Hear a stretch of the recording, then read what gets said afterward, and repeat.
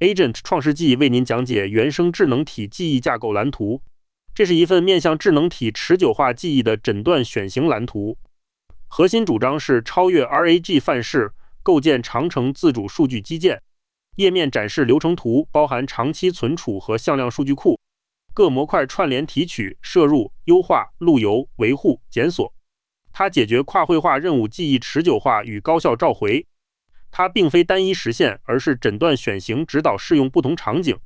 图中标注架构手册2026年指向未来设计参考。这份蓝图要求根据任务瓶颈反向定制记忆管线。RAG 本质是无状态的静态检索，阅后即焚。原生智能体记忆跨绘画持久化，维持长期身份。它支持全生命周期的读写操作，可动态更新。内部信念状态随交互经验演进，并能自纠错。RAG 只能只读检索，无法修改历史。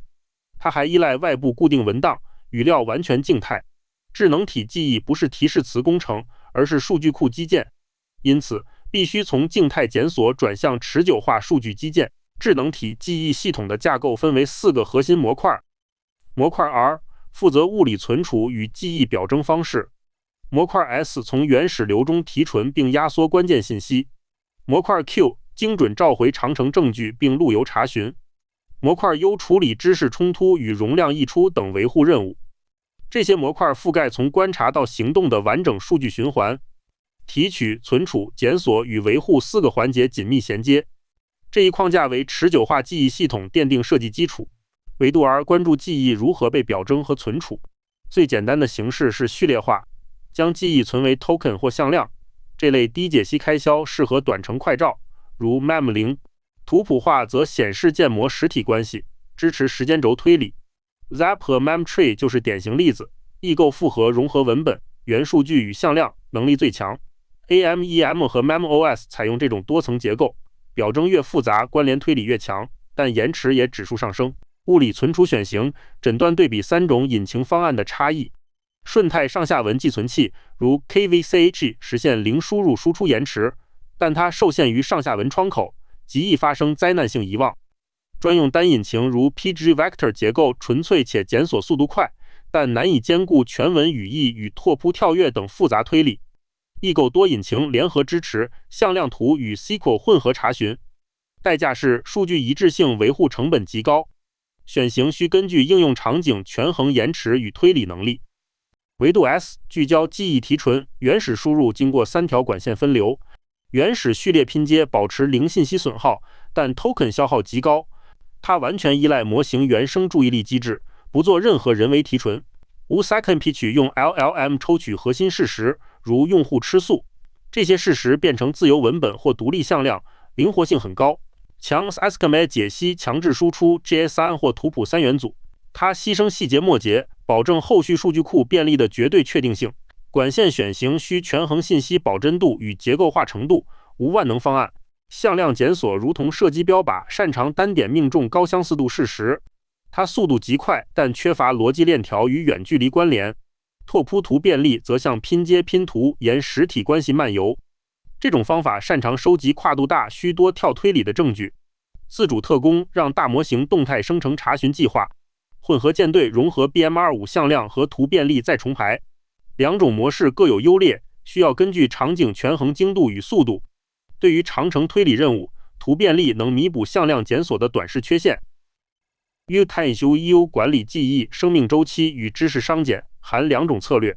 物理驱逐策略严格限制 token 容量，并按 FIFO 删除旧数据。这种方式最适合资源受限的边缘端 agent 或高频流式数据。语义合并由 LLMM 驱动主动执行，增删改查同步解决知识冲突，例如今在巴黎与今在伦敦冲突。大模型提纯唯一真相，时间戳版本控制加逻辑软删除，保留时光机追溯。物理驱逐简单粗暴，但可能丢失潜在重要信息。语义合并更智能，但可能破坏原始时序，导致推理失败。当前主流智能体记忆架构在技术选型上呈现明显分化。复杂任务场景中，多数系统正转向图拓扑与异构多引擎联合，例如 Zap、Cogni、MemTree 等都采用了图谱化存储与混合检索。而轻量级系统如 MEM0 则坚持自由文本加纯向量检索的极简范式。表格对比了12种系统在表示、提取、查询和维护维度的差异，这些差异体现了不同系统对推理能力与响应速度的权衡。架构师需要根据任务复杂度选择适合的记忆管线组合，没有一种架构能统治所有场景，选型必须匹配实际瓶颈。3个专业测试集对记忆系统发起严格压力检验。Locomo 测试超长对话中单一事实的精确还原，它使用精确匹配指标评估定位准确度。LongMem Eval 考验跨绘画时空推理能力。系统需从多轮交互中感知证据与时间线变化。DB-Bench 测试状态化多步执行与 Crew 的流转支持。3个仪表盘全部显示红色超载预警状态。结论为尚无单一架构能统治所有测试场景。工作负载对齐法则指出不存在万能记忆体。对话追踪领域 MemoOS 混合路由 EM 最高。时空推理任务上图谱架构展现断层优势。状态化执行离场，上下文保留原貌，防止压缩损耗。雷达图直观显示3类系统在3维度的表现。黄金法则要求根据任务瓶颈反向定制模块，不同任务需要选择不同的记忆表示与检索模块。该法则指导架构师根据瓶颈选择记忆模块。第2个架构洞察揭示了证据中心法则的奥秘。检索高保真度不在于命中第一的单个结果，关键指标是能否拼凑出完整的跨时空证据网。单纯的向量相似度检索存在严重的近视问题。一旦关键证据距当前提问超过5个绘画轮次，召回率便会呈现断崖式的暴跌且接近为0。而具备层级数或显示图链接的系统则不同，面对遥远记忆，召回率能稳定保持在80%以上。旧事实与新事实冲突，智能体易产生过去幻觉。多数追加式存储会同时召回新旧事实。对加实践是图谱节点复写加时间戳版本控制，给事实打上有效起始与结束时间戳，打上时间戳的版本控制最有效，避免知识混乱。过于激进的语义合并会破坏事件原始顺序，甚至可能导致时序因果推理彻底失败。因此，生命周期管理对记忆可信度至关重要。高度结构化的记忆系统推理强但代价昂贵。实验数据显示 ，Zap 延迟高达 2.5 秒。Memtree 需要 1.8 秒才能完成查询，相比之下，轻量方案 MEM0 仅需5毫秒。这揭示了索引构建与查询延迟的数量级差异。如此高的延迟在生产环境中往往致命。对强调毫秒级人机实时交互，轻量方案更优。向量库配合结构化元数据是高性价比折中。架构决策树针对4种 JSON 场景给出了定制化记忆推荐。强交互陪伴型 Chatbot 推荐轻量混合架构，结合向量与 JSON 元数据。